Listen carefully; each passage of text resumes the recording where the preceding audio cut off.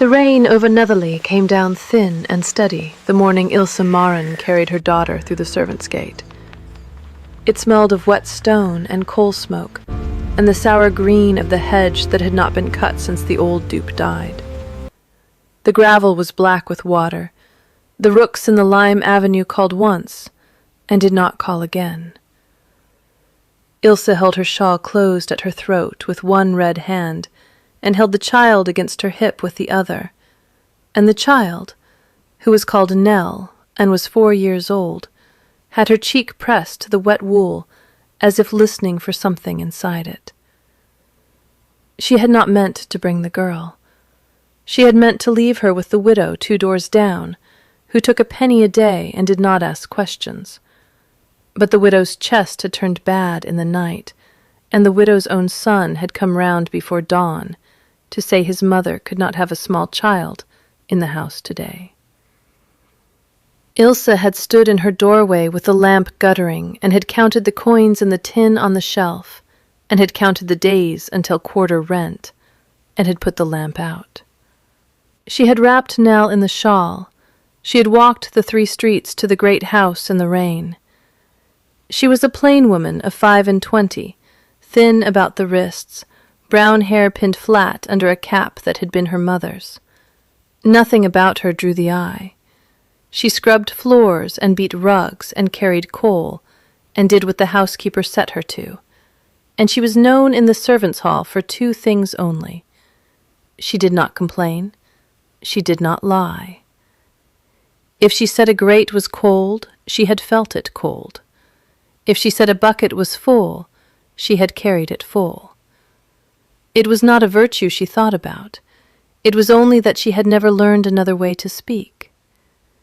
Mrs. Halloran met her at the scullery door with a candle and a look.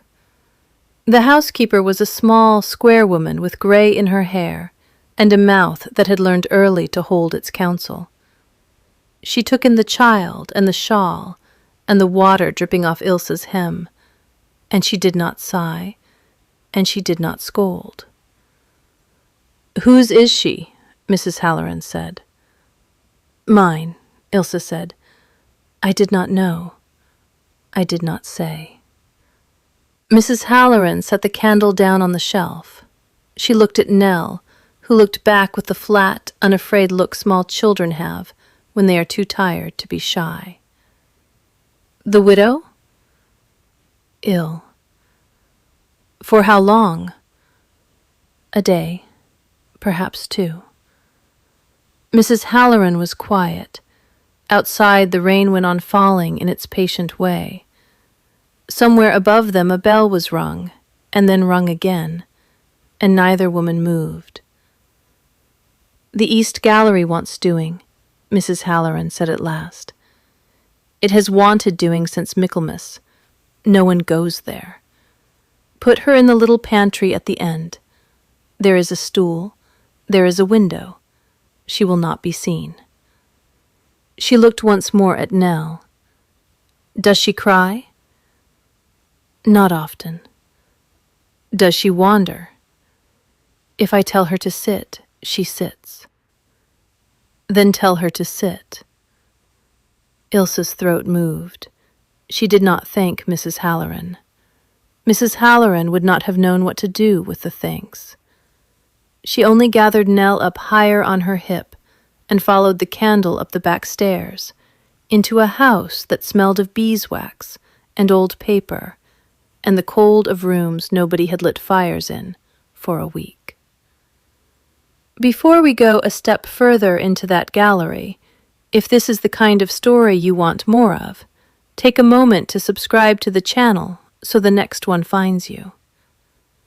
The East Gallery ran the length of the house and was hung with portraits nobody looked at anymore. The floor was oak and dulled and streaked where damp had come in under a bad window. The pantry at the end was little more than a cupboard with a shelf and a stool and a small square window that gave onto a wet yew. Ilse set Nell on the stool. She unwound the shawl and hung it on a nail. She knelt down so her face was level with the child's face. "You will sit here," she said. You will not go out. You will not call. If you are frightened, you will bite the corner of your sleeve, and you will wait for me. I will come every hour. Do you understand? Yes, Nell said. Say it back to me. I sit, I do not go out, I do not call. Good girl. She kissed the crown of the child's head. She did not linger. She went out into the gallery and closed the pantry door most of the way, and left it a finger-breadth ajar, so that if Nell called low, she would hear it. And then she took up the bucket and the brush and the rag from the alcove, where Mrs. Halloran had left them, and she began at the far end of the gallery, on her knees, and she worked her way back toward the pantry as the morning went gray and grayer at the windows. She did not know that the man who had stood at the end of the gallery for the last quarter of an hour, in a plain wool coat and boots wet at the toe, was the master of the house. He had come in by the stable door because he had ridden out at first light to look at a bridge that his steward said was sound, and that he did not think was sound.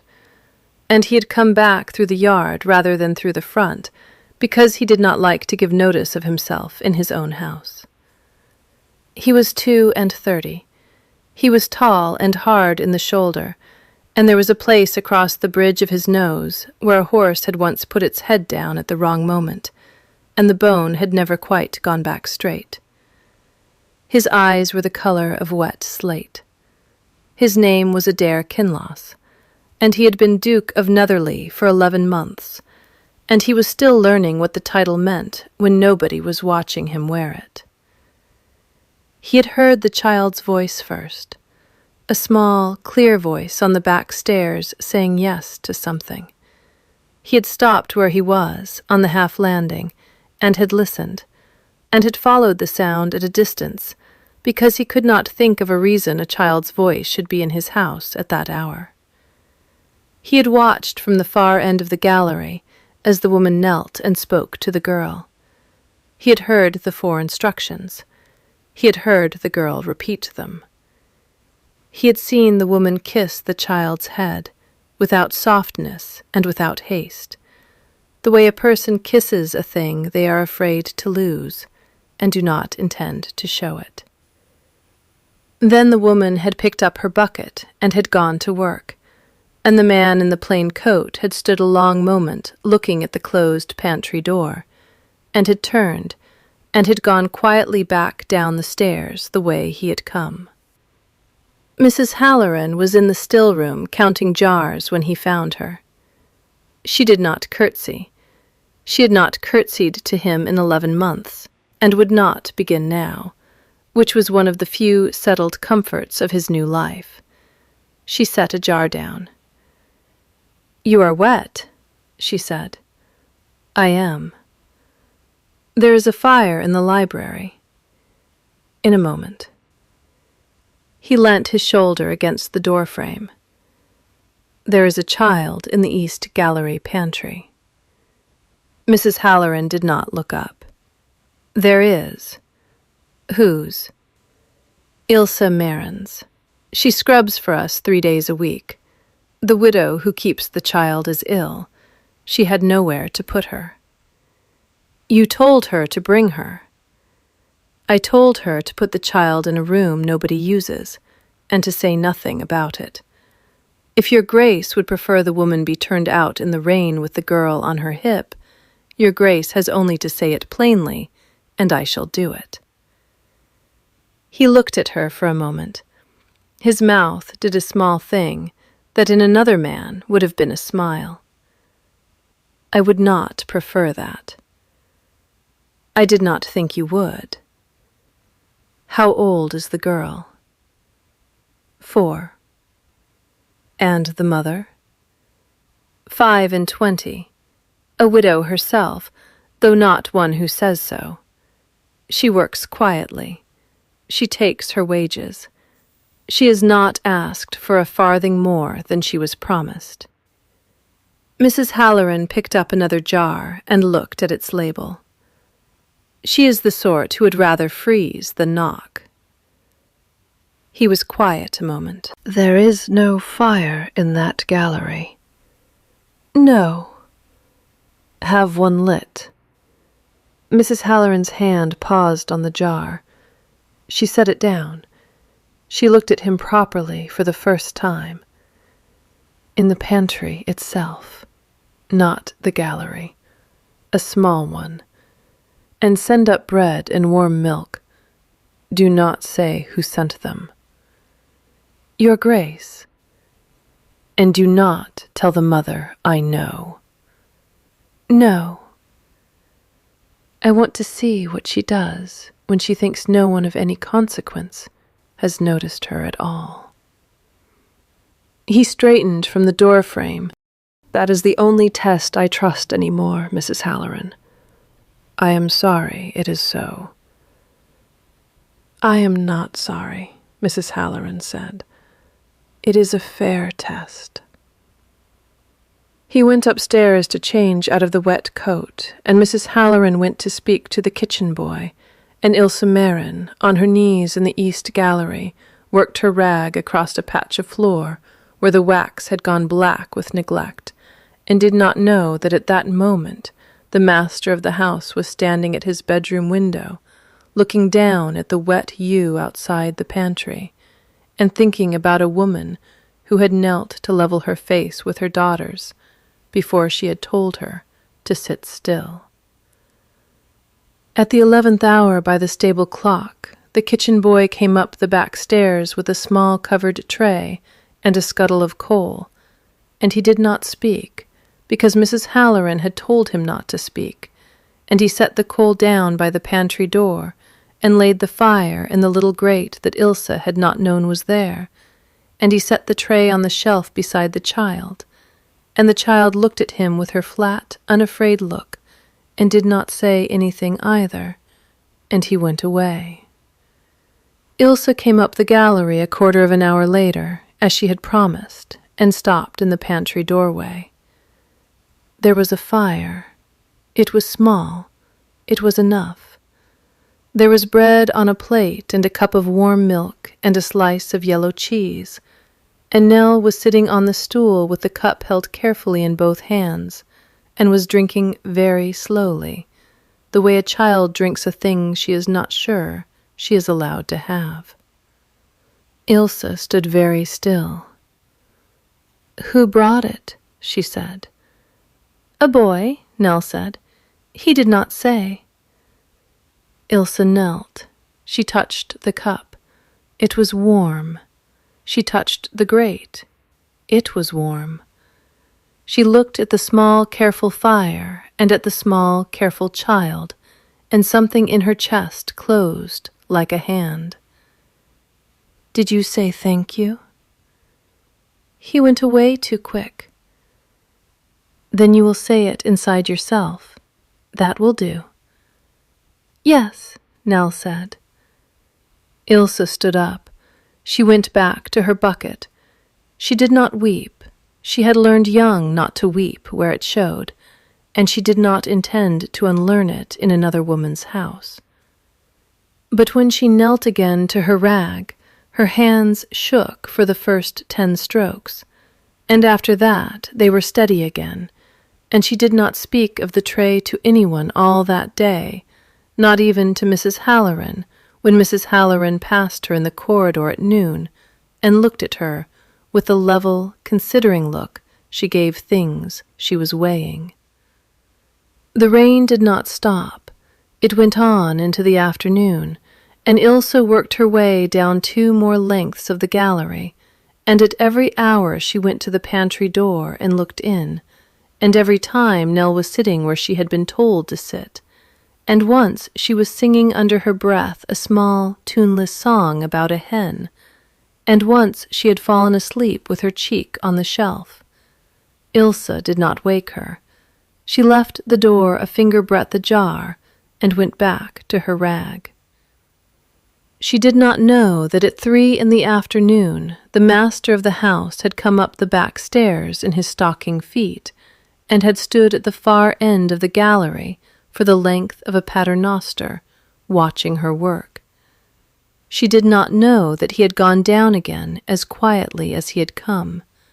She did not know when she took the last bucket to the scullery at dusk and gathered Nell into the shawl and walked the 3 streets home in the rain, with the child heavy and warm on her hip and the child's breath fogging the underside of her jaw, that she had that day passed a test she had not sat. She did not know when she put Nell to bed on the straw mattress in the corner and set the tin on the shelf and counted the coins for the 3rd time and could not make them more than they were, that a man she had never spoken to had that evening asked his housekeeper very quietly whether a woman who worked 3 days a week in his house might be given 5, and had asked it in such a way that Mrs. Halloran had understood the 5 was not a favor to be spoken of, and not a wage to be explained, only a thing that would happen, and would be written into the book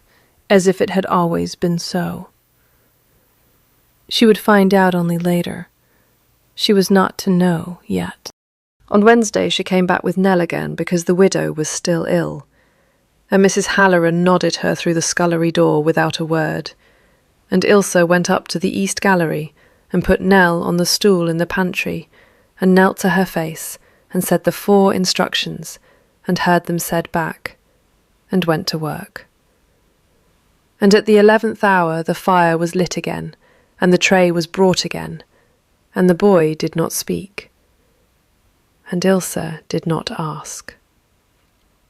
She had begun to understand that in this house there were kindnesses that were not to be named, and she understood too that if she named them they would stop, and she did not want them to stop, not for herself, but for the small face on the stool with the cup held in both hands. On the Thursday, at the middle of the afternoon, she went to the pantry at the hour she had promised, and the pantry was empty. The stool was there, the cup was there, empty, the shawl was on the nail, the child was not. For the space of 1 breath Ilse did not move. Then she moved very fast. She set the bucket down without spilling it, which was the last careful thing she did that hour, and she went the length of the gallery calling Nell's name, low, and then in the little disused music room, and then at the top of the back stairs, and she went down the back stairs 2 at a time, with her heart hammering in her throat, and she went along the servants' corridor, and she came out through the green baize door into a part of the house she had not been in before, and she stopped, because from the small book room at the end of the passage she could hear her daughter laughing. Nell did not laugh often. Ilse had heard her laugh perhaps 20 times in 4 years. She knew the sound, the way a shepherd knows 1 bell. She went to the book room door and put her hand on the frame and looked in. The book room was small and warm, and had a fire and a rug that had once been red and was now a soft pink from the sun. On the rug there was a wooden horse on wheels that Ilse had never seen before, and a length of green ribbon and a battered painted top.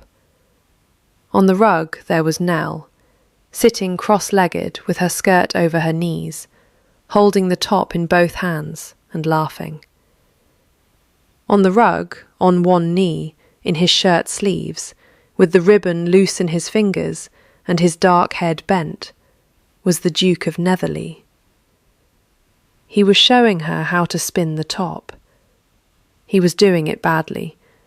He had spun it once, and it had wobbled and fallen at once, and Nell had laughed, and he had picked it up and had looked at it with the grave attention of a man who has been asked to solve a small, serious problem, and had wound the string again, and was about to try again.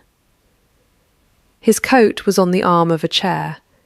His hair was untidy where he had run his hand through it. He was not smiling, but his mouth had gone soft at 1 corner, in a way Ilse did not have a name for.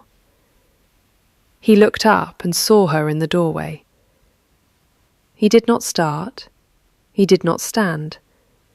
He set the top down carefully on the rug so as not to jar the child's game, and he looked at Ilse across the small red-pink room with his slate-grey eyes, and he said quite plainly, "She came to the door.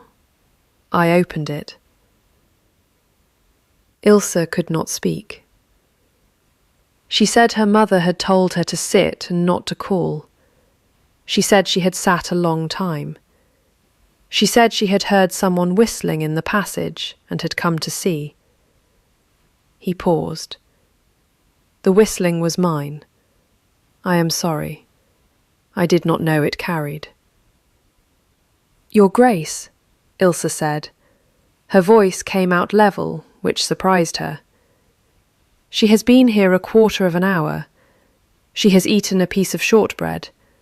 She has not touched a book. I have not offered her anything I did not first think you would allow."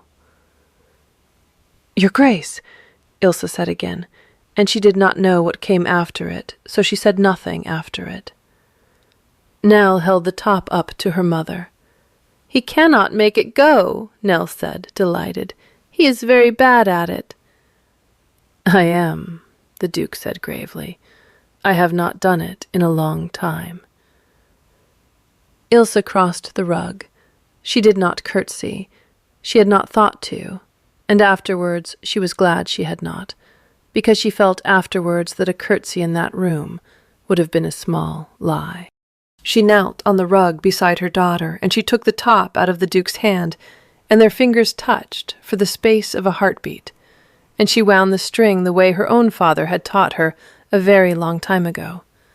And she set the top down on the boards where the rug ended, and she let it go, and it spun clean and true and hummed. And Nell clapped her hands and laughed again, and the Duke of Netherly, on one knee on his own rug in his own house, watched the top spin, and did not watch the top. He watched the woman's hands. "I beg your pardon, Your Grace," Ilse said, low. "She will not come again. I will find another place for her. I did not know where else to put her. I did not think she would be in your way." "She is not in my way. She is in your book room. She was in my book room. She was invited to be. I opened the door." "Your Grace, I cannot have my child in the way of the master of this house." He looked at her a moment. He had a habit, she would learn later, of looking at a person for one beat longer than was easy, as if he were weighing what part of a sentence to keep. "Mrs. Marin," he said. It was the first time he had used her name. "May I say a plain thing?" "Yes." "I have been in this house 11 months. I am not much used to it yet. I do not often hear a child laugh in it. I did not know I had missed the sound until I heard it just now.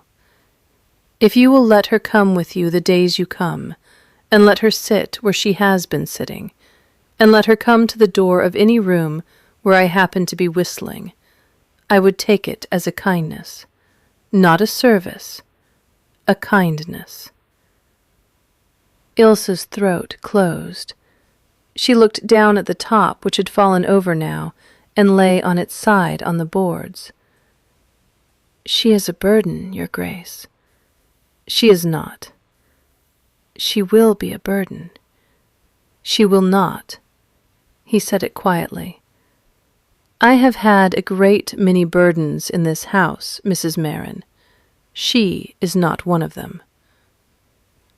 Ilse did not answer that.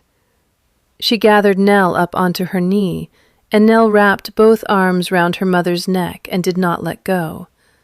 And the Duke of Netherly, still on one knee, picked the top up off the boards and turned it in his fingers and set it down again on the rug beside the child. "You may keep the top," he said to Nell. "It was mine when I was your age. It has not been spun in 20 years. It would have liked being spun by you."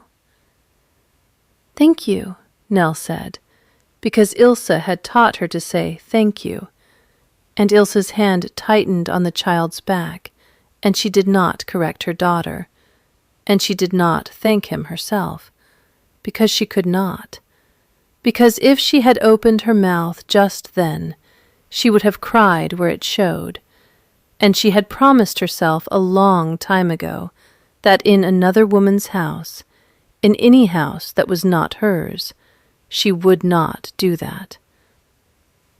She stood up with the child on her hip. She said, "Your Grace." She went out. The Duke stayed on one knee on the rug for some time after she had gone. Then he stood up. He put his coat back on. He rang the bell for Mrs. Halloran. When Mrs. Halloran came, he was standing at the window, looking out at the wet yew, and he did not turn round. "Mrs. Halloran." "Your Grace." "The child is to have that little pantry as her own, the days her mother comes.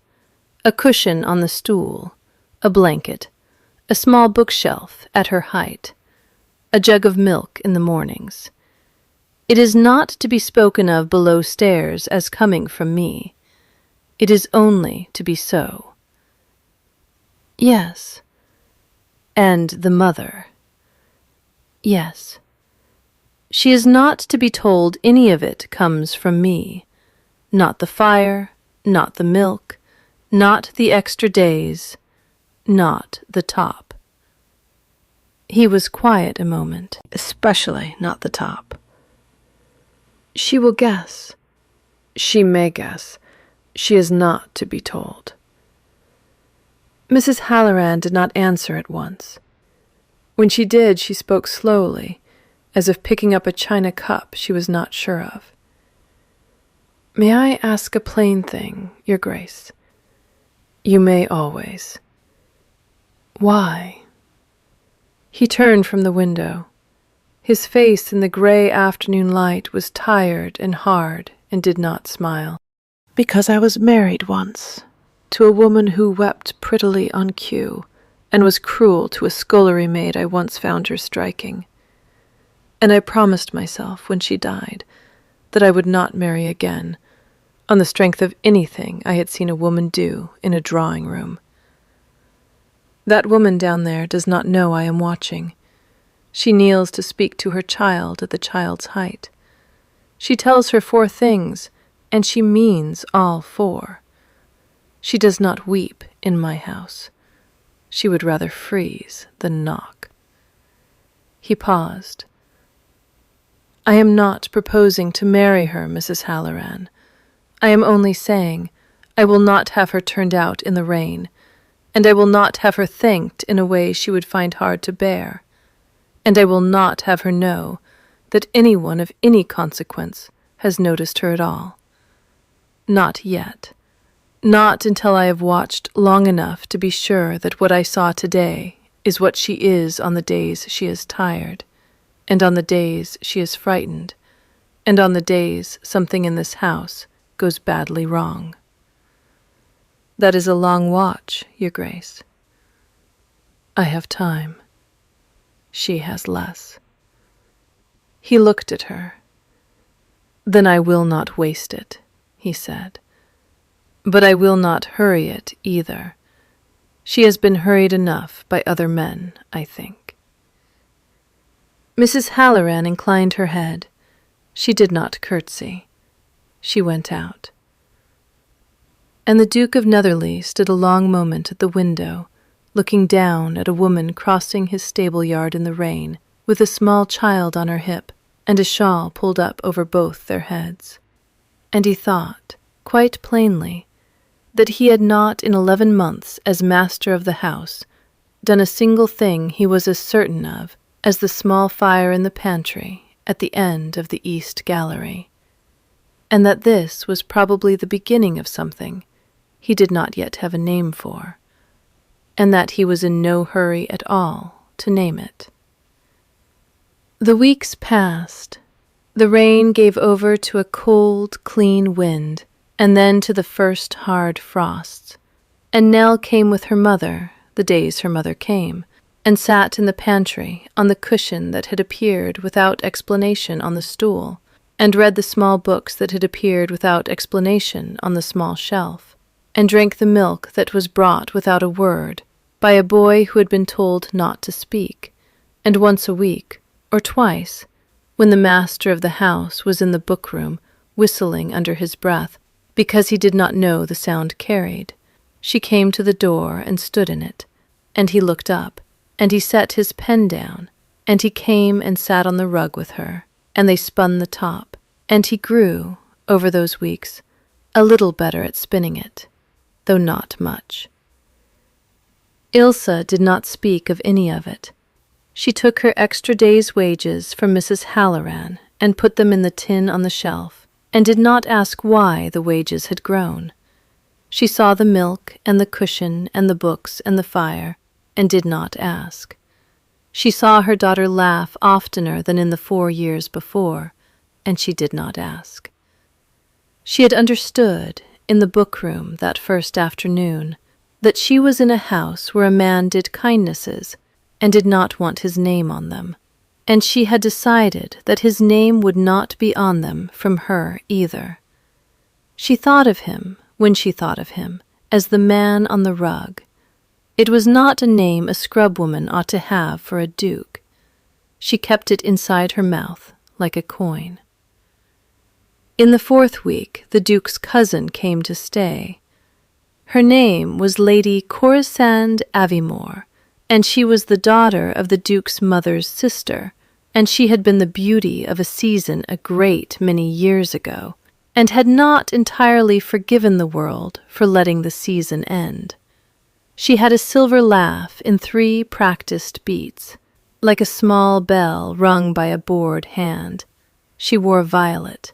She smelled of orris root and cold cream. She had come, she said, to see how dear Adair was managing in that great damp house alone, and she meant to stay a fortnight, and she meant, though she did not say so, to look over the housekeeping and the tenants, and any female in the parish under the age of 40, and to take note. She noticed Nell on the 2nd day. She had come along the east gallery on her way to look at the portraits, and she had heard a child humming behind a half-open door, and she had put her gloved hand on the door and pushed it wider, and she had stood in the pantry doorway and looked in at a small girl on a cushion with a book in her lap. "And what," Lady Corisande said, in her clear silver voice, "is this?" Nell looked up. She did not answer. She had been told by her mother that if a grand person spoke to her, she was to stand up and to say good day, and to say nothing else. And she stood up now, and she said good day, and she said nothing else. "Whose child are you?" "Ilse Marin's, my lady." "And who is Ilse Marin?" "My mother, my lady." "And what is your mother?" Nell thought about this. "My mother," she said. Lady Corisande's laugh went off in its 3 practiced beats. It filled the pantry. It was not a warm sound. "A wit," she said, "in the pantry, in violet ribbons." She looked at Nell's dress, which was clean and mended, and did not have any ribbons at all, and she looked at the small shelf of books, and she looked at the cushion, and her mouth grew thin. "Who put you here?" "My mother, my lady." "Who gave you the books?" "They were here." "Who gave you the cushion?" "It was here." "Who lit the fire?" "A boy." Lady Corisande stood in the doorway a moment longer. Then she turned and went down the gallery calling for Mrs. Halloran in the voice a woman uses when she has decided a house needs setting to rights. Ilse was in the scullery. She heard the voice. She heard Mrs. Halloran's answering voice, low and even. She heard her own name, and Nell's name, and the word pantry, and the word presumption, and the word encouragement. And she set her bucket down and dried her hands, and went up the back stairs, the way a person goes up the stairs of her own gallows, because she had lived long enough to know how these afternoons ended for women like her. She came out at the top of the stairs and along the gallery, and Lady Corisande was standing outside the pantry with Mrs. Halloran, and Nell was standing in the pantry doorway with her book in both hands. And Mrs. Halloran was saying, very quietly, "The arrangement is one His Grace has approved, my lady." And Lady Corisande was saying, "His Grace has been imposed upon. His Grace is a bachelor, and does not know when a woman is turning his good nature into a nursery." And Ilse walked the last 5 paces and stopped, and did not curtsy, because her knees were locked. And Lady Corisande turned and saw her, and her eyes went over Ilse from her cap to her wet hem in one long, weighing look, and her mouth did the thin thing again. "Ah," she said, "the mother. My lady, you are the woman who has installed a nursery in my cousin's east gallery." "I have not, my lady. My child sits in a pantry. She does not disturb the house." "She disturbs me." "I am sorry for that, my lady." "Are you?" Ilse looked at her. It was not a look of anger. It was a look of a woman who has counted the coins in a tin very often and knows exactly what a week's wages weigh. "I am sorry that she disturbs you, my lady. I am not sorry that she is here. She has nowhere else to be today. I did not choose it. I would not have chosen it. I chose between leaving her in a cold house alone and bringing her to a warm one where she has been told to sit still and has sat still. I chose the warm one. I would choose it again." "You are impertinent." "I am truthful, my lady. It is not the same, but I have found that grand people mistake the one for the other." Lady Corisande's silver laugh did not go off this time. Her mouth opened and closed and opened again. "You will take that child out of this house within the hour," she said, "and you will not bring her again, and you will consider yourself fortunate that I do not speak to His Grace of your tongue." "You will speak to His Grace of what you like, my lady. I have not yet said anything to him that I would not say again. Get your child, get your shawl, get out." Ilse went into the pantry. She knelt down to Nell's face. She did not weep. She wrapped the shawl round the child and picked her up and settled her on her hip. She took the book gently out of Nell's hands and set it back on the shelf, because it was not hers to keep. She walked past Lady Corisande without looking at her, and down the length of the east gallery and down the back stairs, and Mrs. Halloran, who had not spoken again, watched her go with her hands folded in front of her apron and her mouth very still. And then Mrs. Halloran turned to Lady Corisande and said, quite pleasantly, "His Grace is in the library, my lady. Shall I tell him you wish to see him, or will you go yourself?" "I shall go myself." "As my lady pleases." Lady Corisande went. Mrs. Halloran waited until the gallery was empty, and then she went a different way, by a servant's passage the family did not know about, and came out at the library door 2 minutes before Lady Corisande did, and put her head in and said, low, "Your Grace, Ilse Maren has been sent out of the house in the rain with the child. Lady Corisande is coming." The Duke had been at his desk. He put his pen down. He stood up. He did not raise his voice. "Where is Mrs. Marin now?" "Crossing the stable yard." "Bring her back, not to the servants' door, to the library. Both of them. Get her a dry shawl. Get the child a cup of something warm. Do it quickly, Mrs. Halloran, but do it kindly. I do not want her frightened. She has been frightened enough for one afternoon." "Yes, Your Grace." "And Mrs. Halloran." "Your Grace." "When my cousin comes in, you will show her into the small drawing room, and you will tell her I will attend her in a quarter of an hour, not sooner." "Yes." Mrs. Halloran went. The Duke stood a moment behind his desk with his hand flat on the wood, and then he crossed to the window and looked out at the stable yard, where a small figure with a smaller figure on her hip was going away from the house in the rain.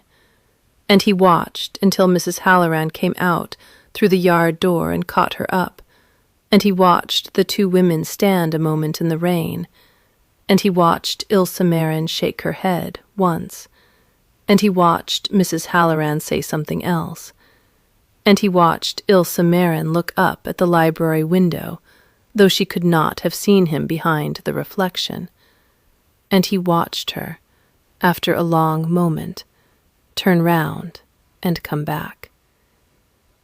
She came into the library still in her wet shawl, with Nell on her hip, and Nell's face pressed into the side of her neck. She stopped just inside the door. Mrs. Halloran closed the door behind her and did not come in. The Duke did not go behind his desk. He came round it. He stopped a proper distance away. "Mrs. Marin." "Your Grace." "I owe you an apology." She looked at him. "You owe me nothing, Your Grace." "I owe you an apology," he said again. "And I owe you an explanation. And I owe you a plain thing said plainly. And if you will sit down, I will give you all three. If you will not sit down, I will give them to you standing. But I would rather you sat. The chair is warm. My cousin was sitting in it half an hour ago, and she has left it very warm indeed." Ilse's mouth did a small thing that was not quite a smile. She sat down. Nell stayed on her lap and did not let go of her neck. The Duke sat opposite. He put his hands on his knees. He looked at her a moment, as if choosing. "My name," he said, "is Adair Kinloss. I have been Duke of Netherly 11 months. Before that, I was a younger son with a small commission and no expectation of any of this. I did not want any of this. I have been trying since it came to me to learn how to be the master of a house, without becoming the kind of master of a house I disliked when I was a guest in other men's." "Your Grace." "Let me finish, please." "Yes." "The fire in the pantry was mine. The cushion was mine. The books were mine. The milk was mine. The extra day's wages were mine. The top was mine, which perhaps you had guessed. I asked Mrs. Halloran not to say. I asked her not to say because I did not want you to feel that in taking any of it, you had put yourself under an obligation to me. You had not. You did not. You do not." He paused. "I also asked her not to say, because I wanted to see who you were on the days you did not know anyone of any consequence was looking at you. I have watched you for 6 weeks. I am ashamed of the watching. I am not ashamed of what I saw. I have not seen you do a single thing in this house that was not honest and quiet and kind. And I have seen you refuse, without knowing you were being watched, thanks you were owed and rest you had earned. That is the only test I have ever known that told the truth about a person. I said it. I am sorry I said it. I am glad you passed it. Both of those things at once. Ilse did not speak. Her hand had gone very still on Nell's back. My cousin came here today with the intention of removing you and your child from this house, and in a manner of speaking she has done so. She will not do so again. She will leave in the morning. I have not yet told her that, but I will. She is not to speak to you again. She is not to look at you again. She is not welcome under this roof while you are working under it, and she has been under it too long already. Your Grace, she is your cousin. She is. She is also unkind to a woman who cannot answer her back in kind, which is the only measure of a person I have any use for. My father used to say a man's greatness is what he does when nobody is thanking him for it, and a woman's is the same. I have never met a woman who understood that better than the one sitting in front of me, and I have not, in 11 months, met one I liked half so well. Ilse looked down at Nell's hair. She did not look up. Your Grace, she said. Her voice had gone very low. I am a scrub woman. I know what you do. I have been asking what you are. I have a child. I know. I have been on my knees with her on the rug, and she is a very good child, and I like her. I am a widow. So am I, in the way that counts. My wife died 4 years ago, and I did not weep for her, and it has taken me 4 years to understand what that told me about the marriage I had been in. Ilse was quiet a long moment. What are you asking, Your Grace? He looked at her. He did the thing with his mouth that was not a smile. I am not asking anything today.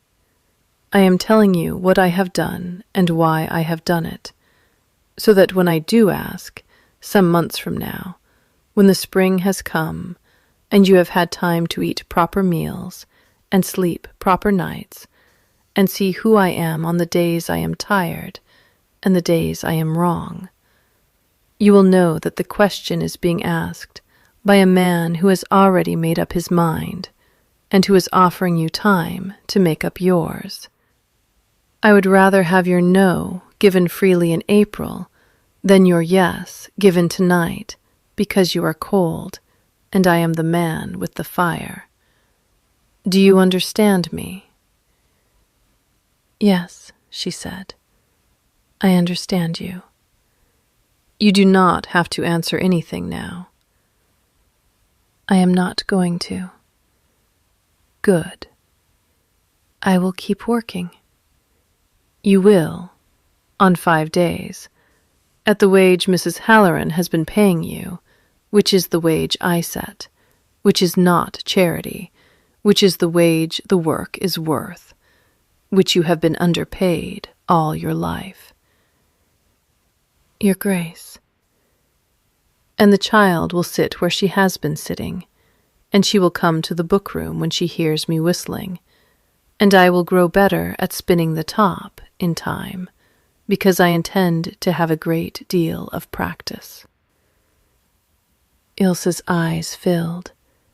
She did not let the water go. She turned her face down into Nell's hair and breathed once, and then she looked up again, and her eyes were bright, but nothing had fallen. Thank you, she said.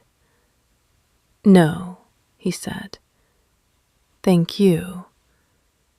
for not knowing I was a duke on the morning you brought her here, and for kneeling to her anyway.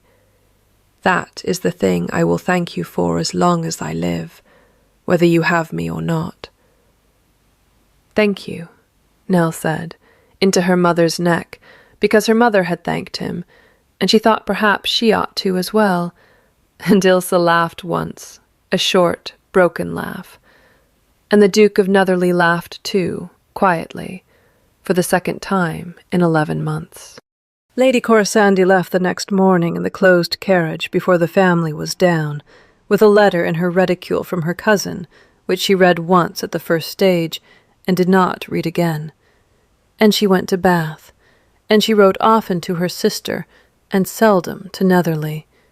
And she was not asked back, and she was not spoken of, and in time she was not thought of, which was the greatest cruelty a woman like Lady Corisande could suffer, and she suffered it, and it did her, in the end, a small, quiet good she never quite acknowledged. The spring came. It came slowly, as springs do in the north, with a hard late frost that killed the first blackthorn, and a warm week that brought it out again. And Ilse Maren went on scrubbing the East Gallery on the days she was asked to, and sat with the Duke of Netherly in the book-room on the days Nell went to the door. And they spoke, over those months, of a great many things, and of nothing at all. And she learned that he read badly out loud, and rode well, and could not carve a joint to save his life.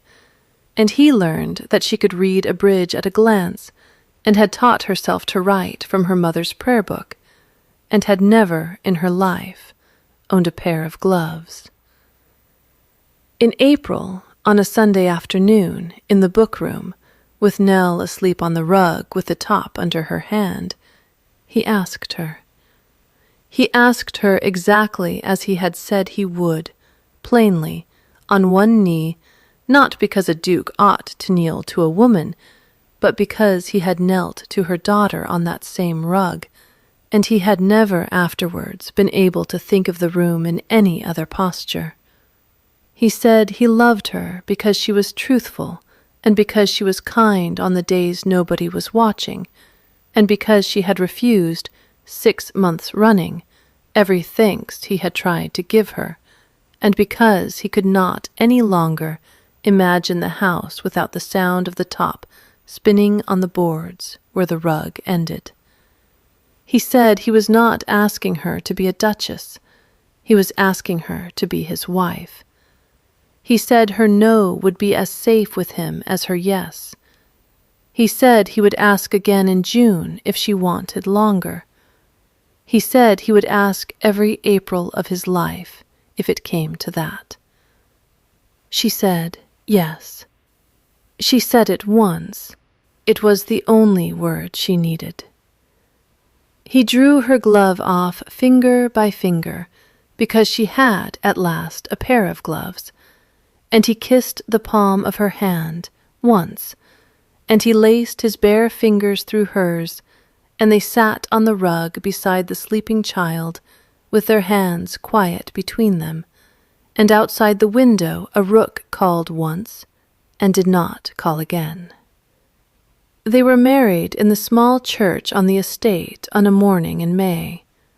It was a duke's wedding, which is to say the bells rang longer than they might have, and the tenants came from further off than they might have, and it was also a very small wedding, which is to say that the bride wore a grey gown, and carried no flowers except a sprig of blackthorn Nell had picked at the gate, and the housekeeper stood up with her, and the child sat in the front pew on a cushion and did not fidget once. A year later, in the book-room, on a Sunday afternoon in April, with the door open onto the garden and the first warm wind of the year going through the room, the Duke of Netherly sat on the rug where the rug ended, and spun a wooden top for a small girl who was now 5, and for a smaller boy of 6 months who was sitting propped against his mother's knee, and staring at the top with the enormous, grave attention of a person seeing a wonder. Ilse Maren, who was now Ilse Kinloss, and who still, in her own head on tired days, thought of herself by the older name, sat with her back against the leg of a chair and her bare hand in her husband's bare hand, and their fingers were laced, and they did not let go, not when the top wobbled, not when the baby laughed, not when Mrs. Halloran came in with the tea and set it down and went out again smiling in the small, dry way she smiled at things she had known would happen long before anyone else had known it. The stable boy who had brought the tray in the rain was now a footman and was walking out with the miller's daughter. The widow 2 doors down had been given a small cottage on the estate and a fire that did not go out. The pantry at the end of the east gallery was still Nell's, and would be until she did not want it any more. The top spun clean and true on the boards where the rug ended, and hummed, and fell over, and was picked up, and wound, and set down, and spun again. A person is only what they do when they believe no one of any rank is watching, and a house is only what happens in it when the door is shut. Those are the 2 true things. There are not many others. If this story moved you, take a moment to subscribe to the channel so the next one finds you when it is ready. And before you go, tell me in the comments what you would have done in Ilse's place, that first rainy morning at the servants' gate, with a small child on your hip and nowhere else to leave her. I want to read every answer. Come back soon. There is another quiet house waiting, another kindness done in a room where no one thought to look, and another grave man learning, slowly, that the only test worth setting is the one a good woman passes without knowing she is being asked to sit it. I will be here. Bring the tea.